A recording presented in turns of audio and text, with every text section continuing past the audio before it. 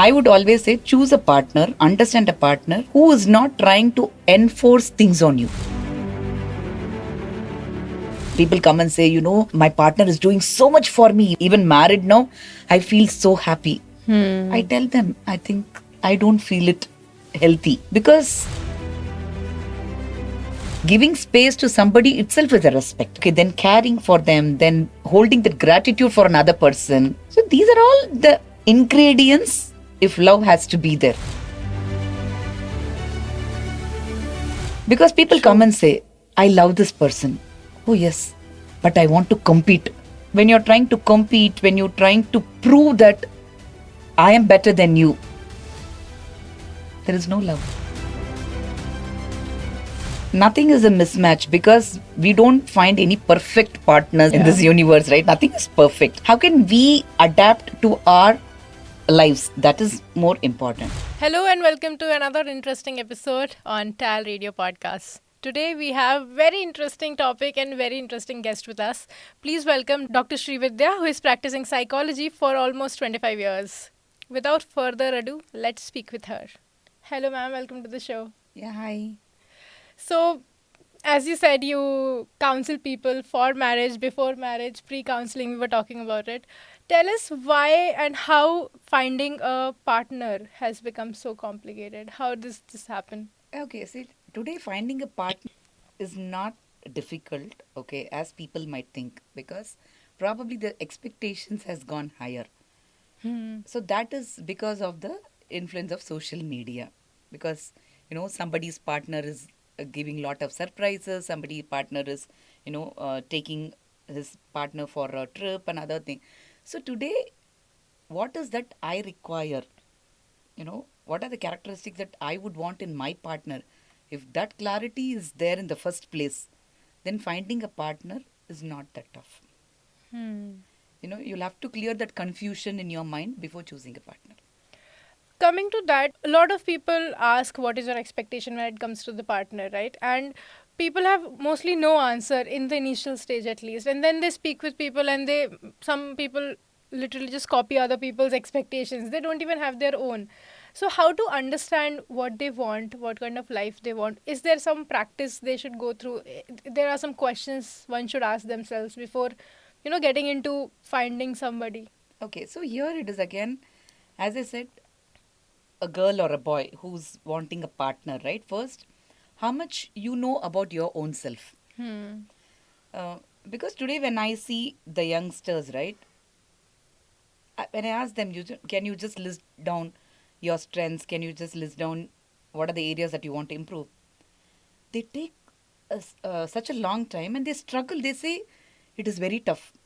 So there was a client last week and I told her, I gave her this task. I said, you, fine. She came back and said, I could not write even 3 things about me. How should I know about myself? It is such a pathetic thing. I said, okay, try to ask people who have known you for some time. It could be your friends, it could be your colleagues, it could be it is with whatever they have observed you. Ask one positive thing about you. And I don't say negative, none of us have negative. Okay, what is that one area that you want to improve, that they feel that you have to improve? So when you do that exercise, you will know lot of information which other people have observed in you, which you were not aware. So begin with this exercise. So once you know about yourself, right? So you will be in the stage of exploration. So probably you can ask, when will I know myself fully? It is until our last breath, right? Because there are a lot of layers within every individual. It would have got piled up over the years, accumulated over the years, right from birth until today, right? So uncovering every layer of yours is a process. Okay, so that process will continue. And then, once you have that self awareness, you'll be in a much more better state of mind. So that will help you with the clarity. And for people who are a little bit sure about what they want, what kind of life they want, how should they choose their partners? Like, is there a checklist? Because that's the easiest thing to get a checklist. But, like, there are some no-nos that you should look for, that this should not be there in your partner, no matter guy, girl, whatever the expectation. Okay, with whatever set of expectation, right? It may vary from an individual to individual. So what I would say, checklist. When you ask for a checklist, I know the Gen Zs are like, you just tell me the checklist, I can do a tick in the box. Then it's Yeah, easy for me to it's choose. Okay, easy. so I would always say choose a partner, understand a partner who is not trying to enforce things on you. Hmm. Okay, be it a man or a woman, right? Because initially we might find it very very exciting. People come and say, uh, my partner is doing so much for me, even we're not even married now. I feel so happy. I Hmm. tell them, I think I don't feel it healthy, Hmm. because you're trying to set an expectation. Probably another partner is trying to impress upon you so that you have to go ahead with this marriage, be it an arranged marriage or a love marriage, right? Because you're trying to bring somebody into your control in Hmm. terms of their time, Hmm. right? So I think that you should not be doing. And apart from that, understand if there are a lot of restrictions Hmm. in the name of, if you love me, will you do this? Because I have a Ha. lot of clients who come and say, I tell my partner, if you love me, you show this. This Hmm. relationship is not here about trying to prove that. Just because you are asking, I don't have to prove which I'm not. Hmm. In the name of love. Because people have a very wrong understanding of what is love. What is love? I need to trust somebody. Hmm. Because when my partner says something, I should not have a dearth of doubt whether he's trying to, you know, uh, persuade me. Is he trying to convince me? Is he trying to impress? No, it is very genuine. Hmm. Okay, it is like just walking that blindly. I know he or she will do only for my good. There's no other intention. Okay, that Hmm. trust has to be there.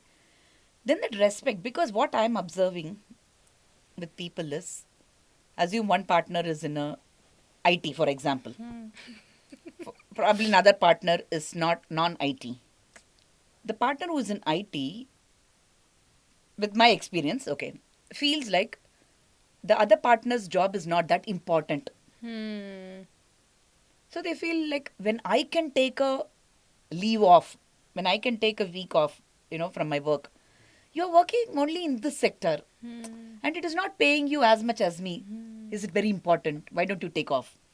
So here the respect is not for the money or the kind of industry work in. It is, you need to understand your partner loves that Hmm. passion. Okay.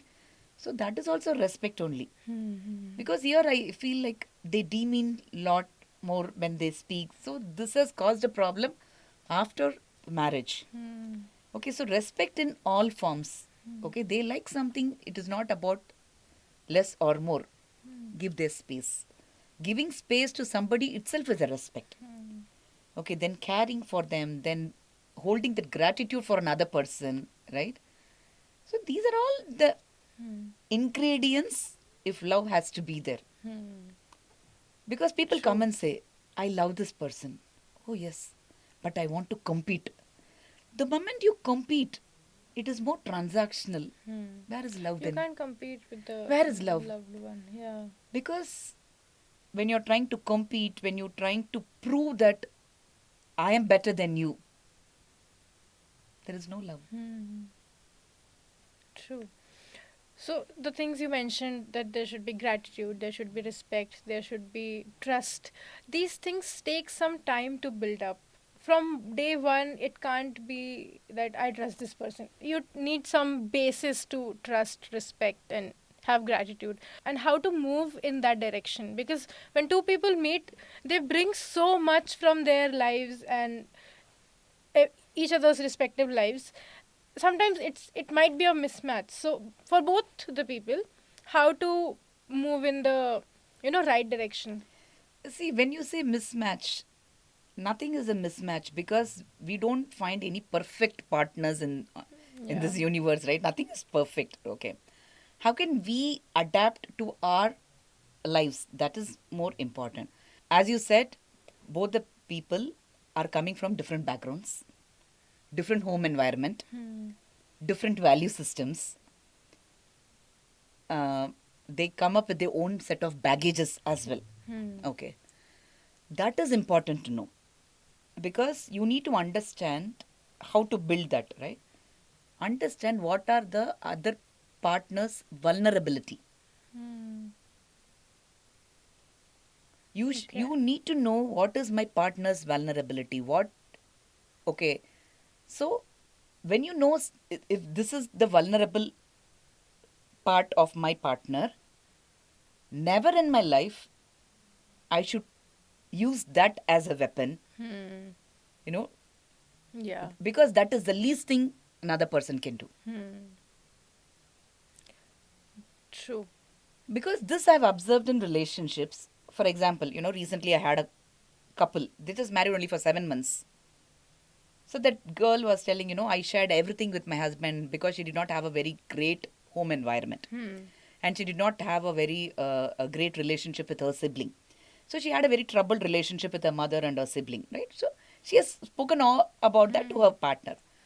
So when they both fought, he had just told her, I know you cannot adjust with anybody because you cannot adjust with your own mother and your sister, because you said you have a very troubled relationship and I cannot expect that you'll have a good relationship with me. She said she was really aghast, and she said, how can you even bring my vulnerable things? And judge it. Judge it? No, I said it is one of the least thing that a partner can do. I'm just giving such Yeah, examples. yeah. When we both meet, we can speak anything under the sky. Okay? There is no inhibitions. But if one of the partner is going to pick on that and bring it when we are in an argument, I think that is a red flag in a relationship. Yeah. True, very true. Please tell us what is in these times happening with partners and people and relationships. Why are so many relationships falling apart? No, because, see, falling apart, when do they come to me? They come when both are ready for that mutual separation. Okay. Okay. So both are not ready to work that marriage. Okay, so that is why I said it is very mandatory, to have a premarital counseling, because we need to understand what are the mindsets and how much, because as an individual, every one of us carry a lot of biases. Yeah. Okay. And we are governed only by those biases in our day-to-day interaction.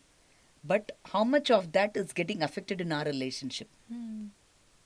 So, initial days of marriage or a relationship, if you feel, you're fighting more than often, I think that is a red flag. Go to a marriage counselor, work it out so that you don't repeat those mistakes and you will be able to build it up beautifully. Here, people are not ready because today we are in era of use and throw. It's very Replacement easy. is just, it happens right away. I've had relationships where people have had one marriage, it's a failed marriage. Second time also it's a failed marriage. Whether be it a man or a woman, they've come and said, Doctor, I think I should have worked up better in the first marriage only. But replacement is not that easy because there's the availability of a lot of people, but not very, like, not a lot of people are suitable. They're just in quantity. They're not in quality. If Quality. I say for somebody very subjective what they want in partner, but it's very difficult to match. No, that's why people come and say, second marriage was the worst. My first partner was not this bad. Yeah. So you needed another life to draw that comparison. How life has become, right? So the problem is, what is missing in the first relationship, I'm trying to look at it in the second relationship. True. Yeah. What I get in another relationship, I may not get here. That is why I said there is no perfect couple, there is no perfect relationship. I don't think there is nothing called perfection. In a relationship. Okay. Yeah, this is not working out. Why don't we both sit and resolve it together? Why am I not in that mode?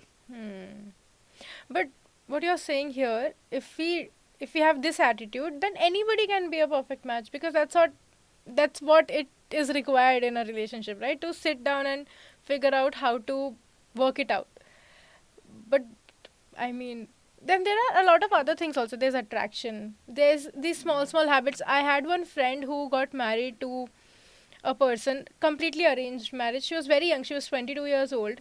And she told her parents, okay, I will get married, but not to this person. But they saw his family background, money, and all of that. He was matching their status, and they got her married. In 6 months of marriage, she was out of the marriage. She got divorced.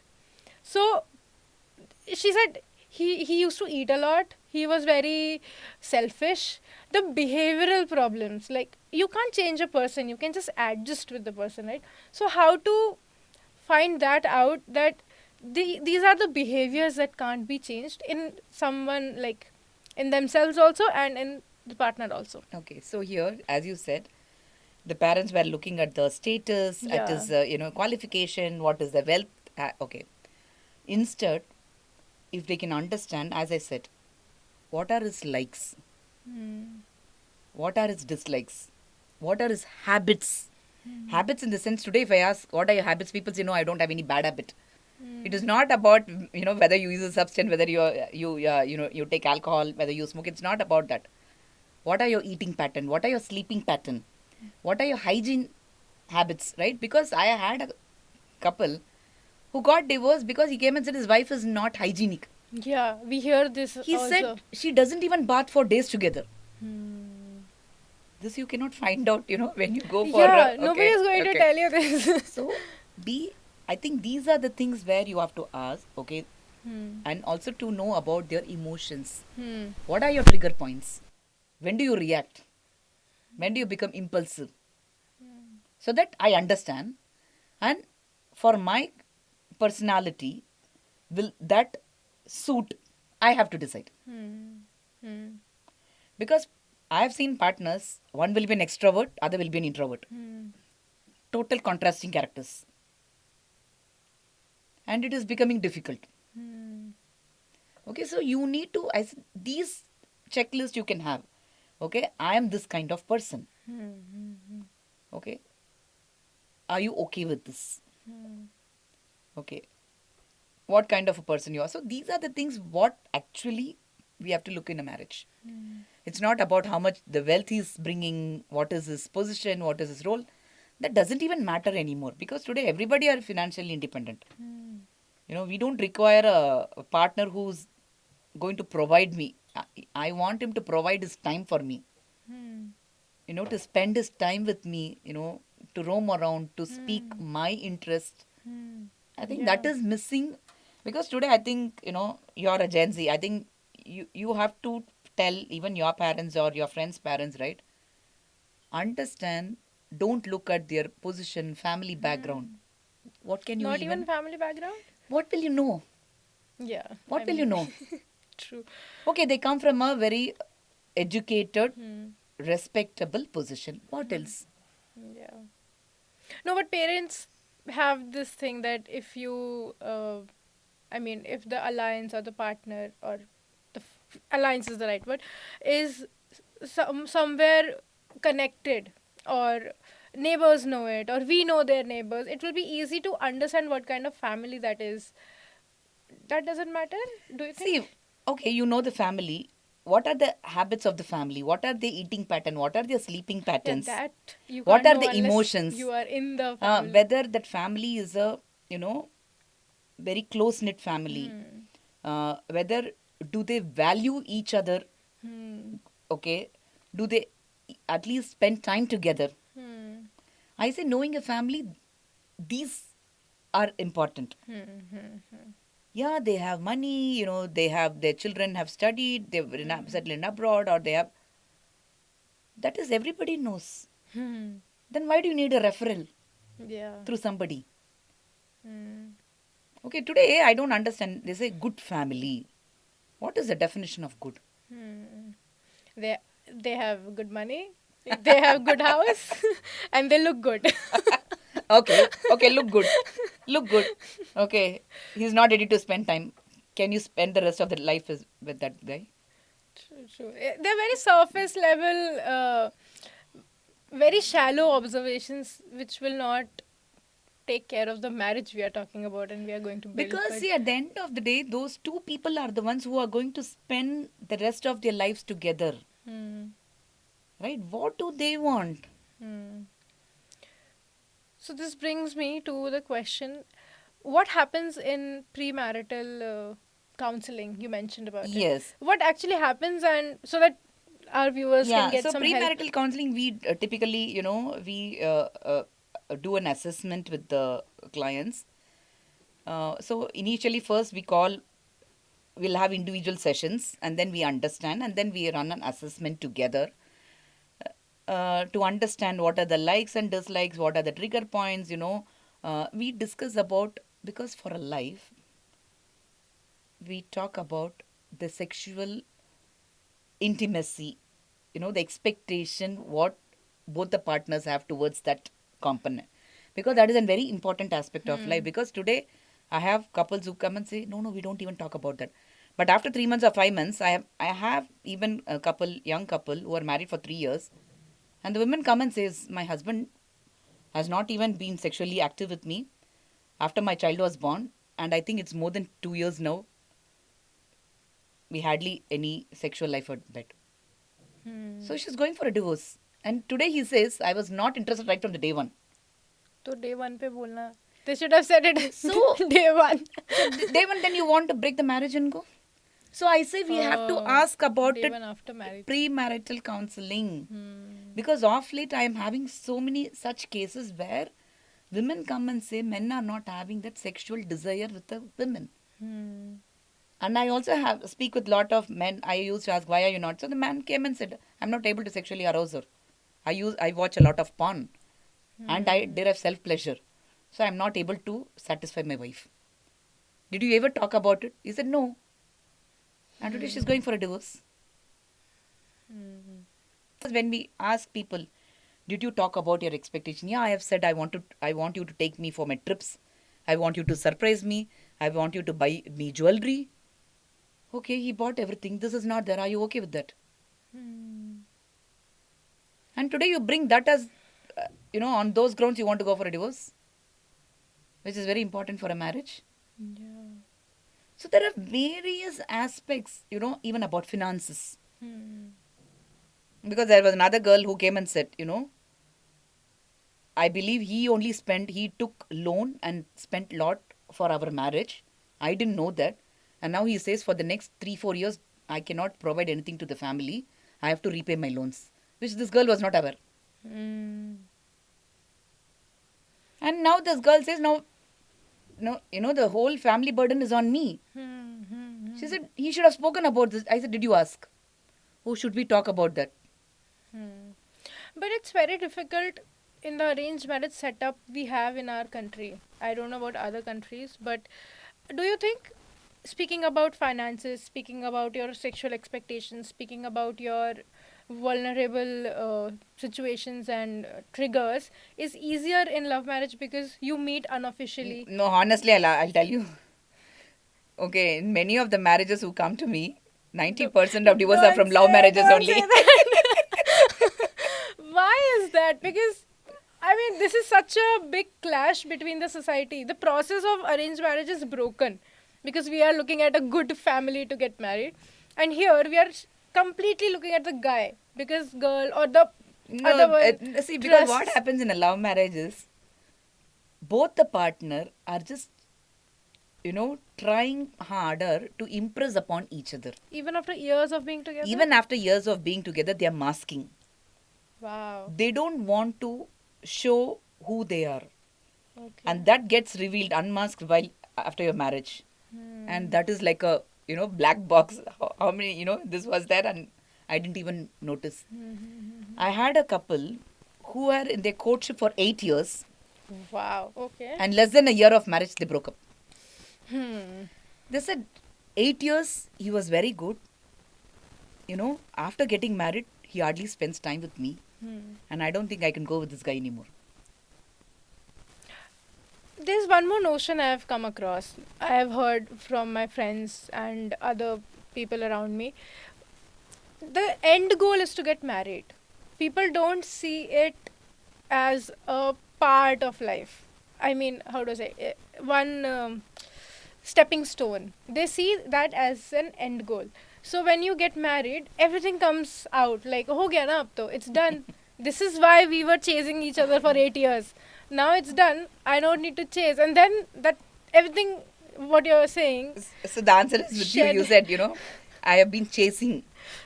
So you had Yeah. an hidden agenda, Marriage. right? So, be it whether you're married or not, I have to be myself only, right? It's not that easy. Okay, now I'm gonna be very, I mean, I'll sound very hypocrite to say that, but in the age of social media, it's not very easy because everybody is trying to look happy. See, that is what in social media, I'm only telling you're being screwed by the social media that real life is not the real life. You don't know. I have so many celebrities who post there and I know what is their life. Right? I'm like, they say, ma'am, I'm getting likes, but you know what is my personal life. That is different and the real life is different. You don't know what is happening in their real life. Okay, please, I want to place this request to all these young adults. Please don't go by the social media influence. They're all. I can say so many of them, how many people are coming to me Okay. for their relationships. Would you like to take any names? I don't want to take because it is a very confidential. So don't go by that. It is for glamour. It is for getting, more likes, more followers.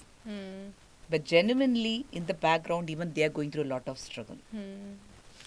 Yeah. As you said, nothing can be perfect. So I think nobody It is a myth. It's a myth.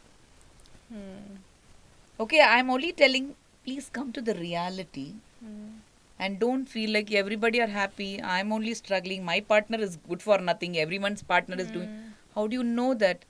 You can also, do something for a real purpose. True. But really, do you know what is happening there?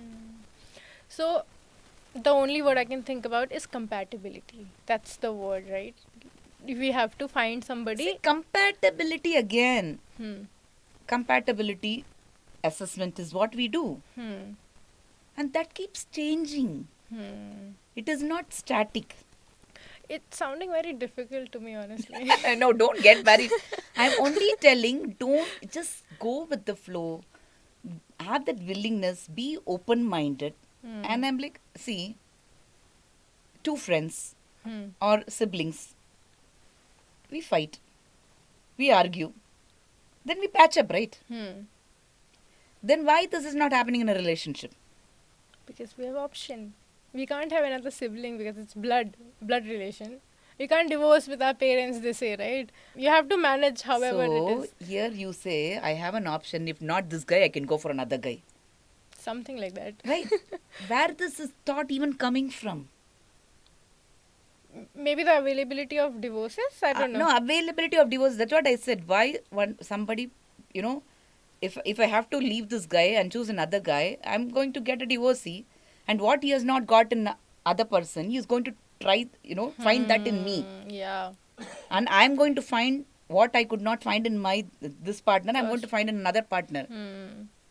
What good things he had, he may not have.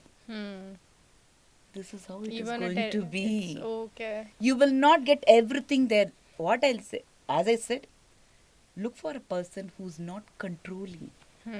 Look for a person who accepts you as how you are. I should not say you change for me. No. Even if you're comfortable, you do that.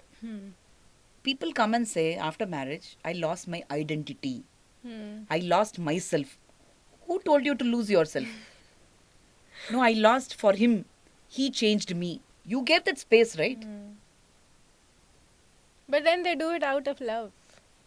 That is not love. That is not love.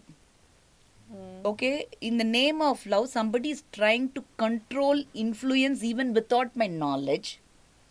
If you are happy, do that. But don't regret. You do something with happiness. Do you regret later? No. Then why do you regret here? Okay. Okay. You got it. So Yeah. look for these things where a person, where somebody is making me better. Okay? Somebody is motivating me. I'm able to see my progress with this change. Then, right person. Yeah. When I'm getting into the shell, when I'm losing my own self, when I'm losing my identity. Today, people come and say, 8 years back, I don't know how I was. Yeah. I mean, I changed completely because of the marriage. I want to be that person. I don't want to be this person anymore. So now don't draw that anger onto this person. You gave that space to somebody. Nobody can come and snatch it from you, right? yeah. So if you're able to understand, I think, see again, it is about two people. It's lovely to have a companion. Everybody should have a companion, right? We support each other, you know, we criticize each other so that another person can grow positively, right? So these are all good things where it helps you to grow as a person. When you look back, you should feel I've come a very far way. My partner has a big role. He has really helped me. Then you are in a right relationship.